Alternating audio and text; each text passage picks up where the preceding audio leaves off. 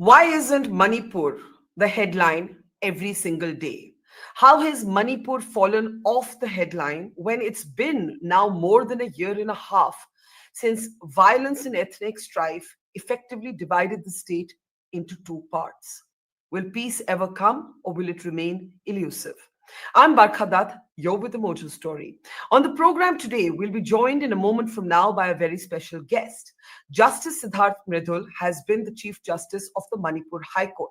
Remember, the Manipur High Court first came into focus, and this was before Justice Mridul's time, when an order of the High Court, subsequently revoked, asked the state to consider whether scheduled tribe status should also be provided to the Meitei community.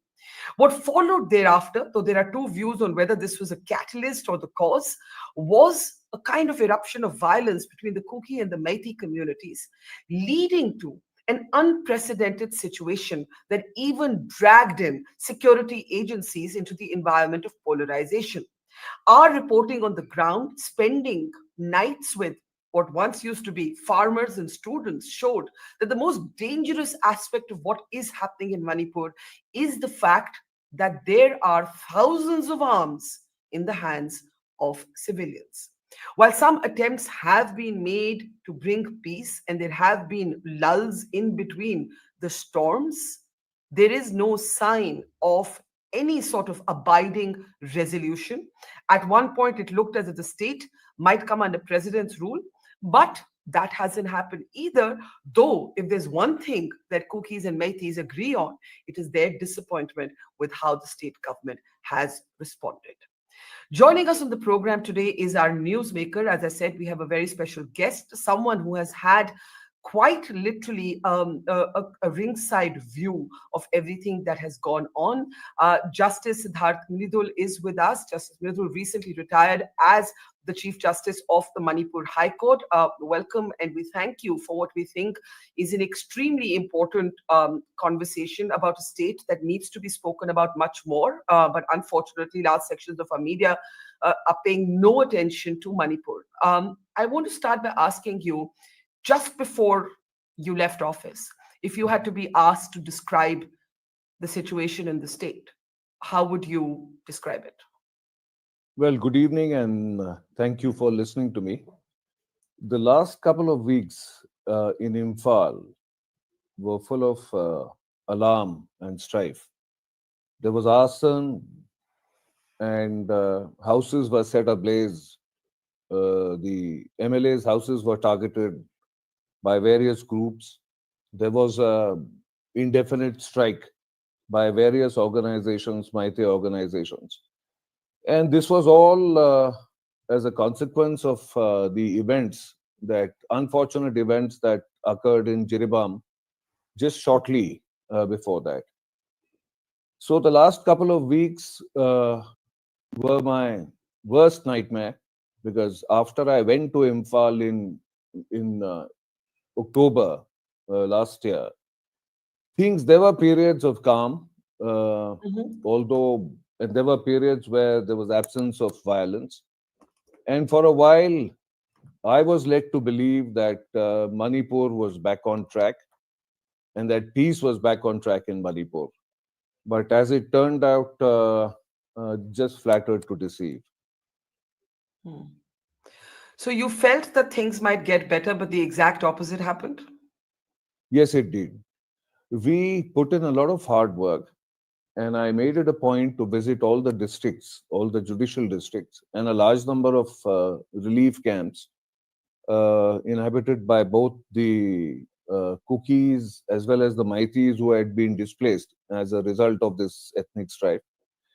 And I was very hopeful that the people, particularly the 60,000 in these relief camps, were very keen to go back to life the way it was prior to the events of the 3rd of May 2023, and that they would push the rest of the populace into towards peace, lasting peace and normalcy. But that didn't happen. It's truly unfortunate that it hasn't happened. And in fact, the last couple of weeks, like I said before, were cause for alarm, and I was disappointed and disillusioned that despite all the boots on the ground, Mhm. he has not been restored in Manipur, and that the ethnic strife, if anything, seems to have, at least in those 2 weeks, gained momentum. Can I start by addressing the elephant in the room? This, of course, happened before you took over as Chief Justice of Manipur High Court, but there is a lot of analysis that suggests that it was a court order from the Manipur High Court that asked the state to consider scheduled tribe status for the Meitei community that was, in a sense, the matchstick for this fire. Do you do you do you agree with that? I know that that order was um, subsequently revoked, but when you look back at that initial order, what do you make of it? I've said this before that it's most unfair to characterize the order passed by the Manipur High Court, as being responsible for all the violence in Manipur. It is not. Hmm. Far from it. It is most unfair for anybody to even suggest it. What it did, and I think you put it best, it acted as a catalyst. Uh, Hmm. Manipur has been a powder keg for long years prior to that order issued by the High Court. The order Yeah. was simply asking the state government to respond to an earlier communication from the central government and seeking a socio-economic report on whether Meiteis could be considered uh, uh, for the list of scheduled tribes. Nothing more, nothing less. It was not a direction, as was made out, that the High Court directed that Meiteis be included in the category of scheduled tribe. There was no such direction. It Hmm. was the central government was asked to, the state government was asked to respond to Was the asked to central government. consider it. Was asked to consider Exactly, it. Hmm. absolutely, and this is provided for by the Constitution, and it's the Constitution, when it comes to the categorization of scheduled tribes, is a self-contained code. The courts have no jurisdiction whatsoever to Hmm. direct the inclusion of anybody or any class of people or category of people into that list of scheduled tribes. The courts do not have the jurisdiction. So You say that. I mean, Yeah. if I would put it differently, I think it was an innocuous order. It was a mandamus asking the state government, which had not responded to the center for a long period of time, almost 10 odd years, to respond to the center. That was about it. Hmm. That was about it. And But nobody could have but anticipated the kind of reaction that it evoked. Nobody But could it have was serious. anticipated. It was serious enough that in 2023, the court then deletes a particular paragraph that asked the state government to consider scheduled tribe status for the Meitei people. So you must understand that modification, that review happened at the instance of the Meitei organizations themselves. Nobody Hmm. wants violence. The common refrain that I heard in all the relief camps from all the people that I interacted with is that we would like to go home. We want peace and normalcy to be restored. Just Hmm. a handful of people, for their own reasons, right, have used this as an opportunity to give rise to a conflagration in Manipur, which has taken so many lives, 258, if I'm not mistaken, Yeah. Yeah. to date. Y- Yeah. When you were still serving as Chief Justice of the High Court, in an interview to the Hindustan Times, you described what you were seeing as unprecedented, but you also expressed displeasure with the state for what you called selective compliance, right? That's what you said to the Hindustan Times. Um, how do you see the role of the state government? Well, the point is that we have both the state government and the central government with boots on the ground in Manipur today. There Mhm. are almost 30,000 paramilitary forces on the ground in Manipur. In addition, apart from the army, the ITBP, and the Manipur police, the fact is that if peace and normalcy has not been restored, and if there are still incidents of extreme violence and deaths, assassinations almost, then the executive is to that extent accountable. They Yeah, are sure. accountable, right? So the fact Of we've course. been, well, while I was there, even towards the end of my tenure, on the penultimate day, we directed the government to make sure that the lives and the property of all the citizens of Manipur was secured. That is the mandate of the constitution and the law. Law and order is within the exclusive domain of the executive, and they must take all necessary steps. And particularly since the presence of the forces is very much there on the ground. Hmm. What did you mean by selective compliance by the state government? Selective compliance was in relation to the judiciary. It was in relation to the judicial infrastructure, the appointment of judicial officers to man the vacant posts. It was in that context. It was not in the context of the law and order situation in Manipur. In relation to the law and order situation, we have all along directed the government to make sure that there are no further incidents of violence and that the citizenry can go about their lives without fearing abduction or extortion or much worse, death, killing. One of the, in my opinion, the most alarming dimensions to this conflict is how the security personnel have been sucked into a kind of ethnic division. And what I mean is, you see people of the Meitei community targeting the Assam Rifles, and you see conversely the Kuki community targeting the Manipur police. I'm making a broad stroke comment here, but we've seen this on the ground. And we've seen women, Mirapaibis, confronting soldiers, but we've also seen Kuki women not allowing the Manipur police to come into areas. We've also seen police armories looted and weapons in the hands of boys who should be in school and farmers who should be concentrating on their rice fields. As Chief Justice of the Manipur High Court, do you feel the courts should have done more to enforce a disarming of the civilian population? Because how can there be peace when thousands of people have stolen weapons in their hands? I've said this repeatedly, and we've always spoken about, first of all, recovering all the weapons that have been looted. Mhm. We've also spoken about preventing arms from being smuggled into the country. Right. This is in the omnibus directions given to the government have been to restore law and order, restore peace Mhm. and calm within the Mhm. state. And this includes all of the above. It also includes free movement on the highways without being extorted. Yes, but none of this, with respect, Justice, is actually happening. The state remains effectively partitioned, effectively, de facto.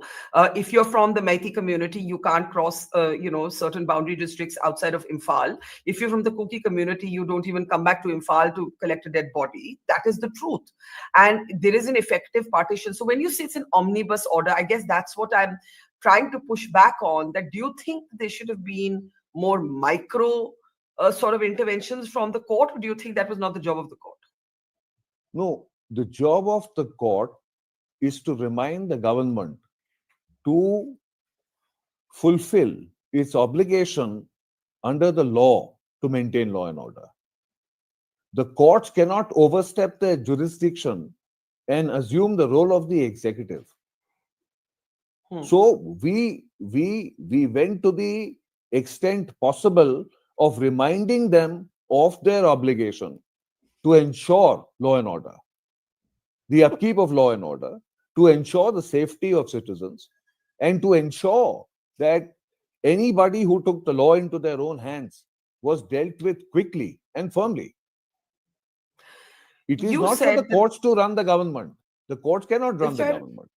Yeah. fair. But when you look back at your tenure, is there something you wish, given everything that's happened, given that you were hopeful and then your hope was, as it said, a flattery, to deceive? Those hopes didn't yield the results that you'd hoped for. Do you believe that there's something more you could have done that you regret today? Well, what I regret is not on the judicial uh, front, it's on a personal front. The Hmm. efforts that we made when we visited all these camps was to create an environment congenial, to bring Hmm. people back together, to mend hearts, so to speak. And for a while, I believe that our constant visits to all the relief camps and our interaction with all the IDPs did push the agenda in that direction. Unfortunately, like I said before, it did not. I mean, we took a step forward, and then we seem to have taken a couple of steps back. Now that you're not the serving Chief Justice of the Manipur High Court and can speak more freely, are you surprised that President's rule has not been imposed in the state? Well, let me put it differently. A lot of people are surprised that President's rule has not been imposed for three reasons. The Mhm. first amongst them is that there is no disarmament, there is no recovery of all the weapons that have been smuggled or snatched. There is no recovery. Secondly, uh, the warring, and for want of a better expression, the warring Maitis and the cookies have not been brought together to discuss terms of rapprochement, right? Mhm. And lastly, the boots on the ground have not been employed, have not been utilized most effectively to make sure that nobody is permitted to take the law into their own hands. That hasn't happened. And why I've always said this, even when I was in office, I've said this. But when you say a lot of people are surprised that President's rule has not been imposed, what is your own personal opinion? Should President's rule be imposed? Well, if the violence continues at the I mean, in the manner that it has, and if it takes as many more lives, I do not believe that the president, because it is for the president to determine. I do not believe that the president would be left with a choice but to consider president's rule to restore normalcy and restore calm Why do you think and it hasn't uphold happened yet? the rule of law in Manipur. Why do you think it hasn't happened yet? Well, I believe the reason that it hasn't happened is that the political process today itself, the elected executive is not on the same page, as is evident from all the reports that emanate from Manipur. That Hmm. there is a rift even amongst the ruling party in Hmm. Manipur. Hmm. There is a rift. There are MLAs from within the ruling party who are calling for the chief minister's resignation. But that is because the line of division is bases your identity, your ethnic identity. It is not bases. There are very few people who are actually speaking from a position of consensus creation. If you're a kooky BJP MLA, then your view is different, right? I don't think so. I think there was a time, if I'm not much mistaken, that almost 20 amongst the ruling party MLAs wanted a change at the helm, Hmm. and it had nothing to do with their ethnic identity. It was across their ethnic identities. There were a large number Hmm. of MLAs from amongst the ruling party who were willing to tender their resignations, if I'm not much mistaken. Hmm. So when you look at this rift within the ruling party and yet the lack of any concrete decision vis-a-vis Manipur, what does that tell you? No, the point is that the amongst the decisions that could have been taken earlier was to make sure that there were more boots on the ground and that law and order was restored at all costs, which Hmm. is being done now only after the arson and violence in the aftermath of the unfortunate incidents in Jeribam. Hmm. You said that you are disappointed and disillusioned. If I can ask you what disappoints and disillusions you the most, what would you say? What disappoints me is that normalcy and bring back peace. And what disillusions me is the fact that the ethnic rift has not been addressed in a manner so as to has not been addressed effectively to put so as to put an end to all this strife and the hate mongering that is currently going on a regular basis in Hmm. Manipur. Explain that.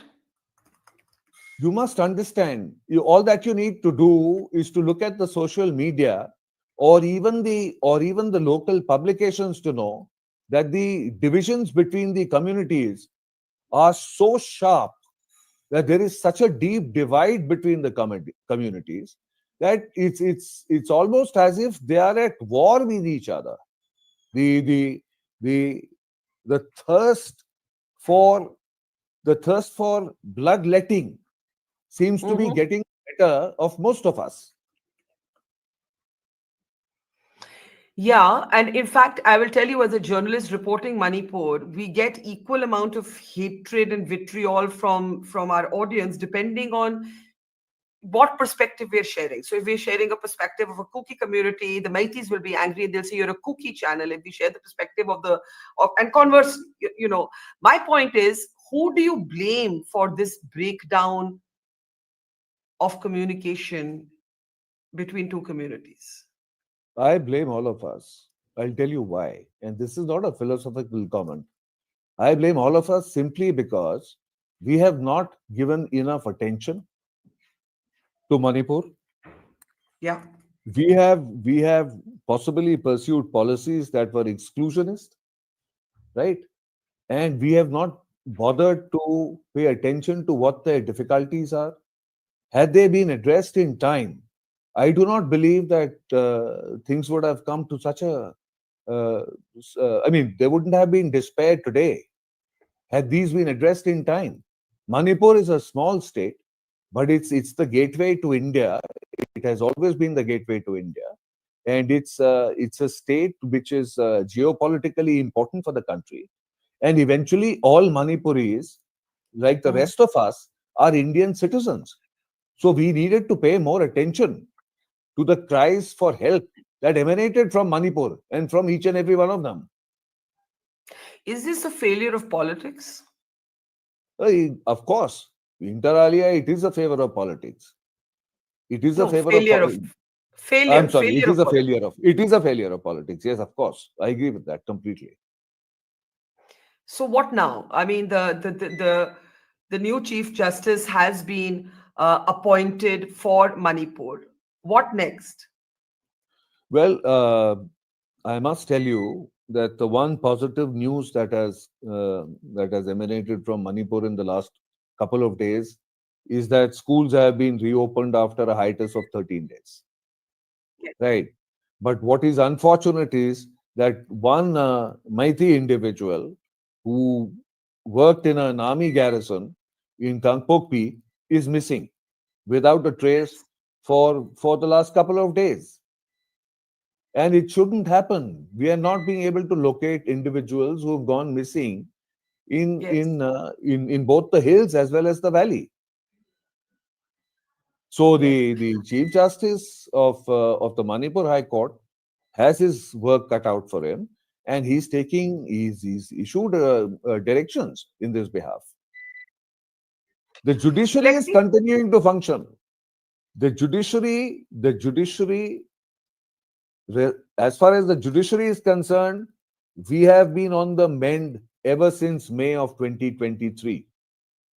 What the judiciary has been able to accomplish in Manipur in the past 13 months, if you look at it in isolation with all the other things that have been going on in Manipur, we've done we should we've done a good job. We have made sure that everybody has access to the courts. We have made sure that wherever you are, you can appear through video conferencing. So, physical barriers, violence notwithstanding, you will get a hearing in court wherever you are. And all judicial officers have been accessible through video yeah, conferencing. We yeah. permitted e-filing. So, if people are unable to physically visit the courts, they can file Hmm. electronically, and we respond immediately. Let me ask you in the end, if you had to give one prescription for the state of Manipur to either the government or the next Chief Justice, what would it be? Well, all that I would say is disarm the people, all those who have illegal arms, whether snatched or smuggled, disarm them. That's the first step. Yeah, The second step is to make sure that there are no further incidents of violence and arson and kidnap and extortion in Manipur. yeah. And both of this should lead up to the communities coming to the negotiating table and working this out. We cannot have the administration working as a buffer between two communities, which is the reality on the ground today. This is my wish list. Well, I can only hope that finally your wishes do come true, even if they didn't when you were serving as Chief Justice. Thank you for your plain speak and your passion, Justice Siddharth Mridul. Thank you so much for talking to us. Thank you so much for having me. Thank you so much.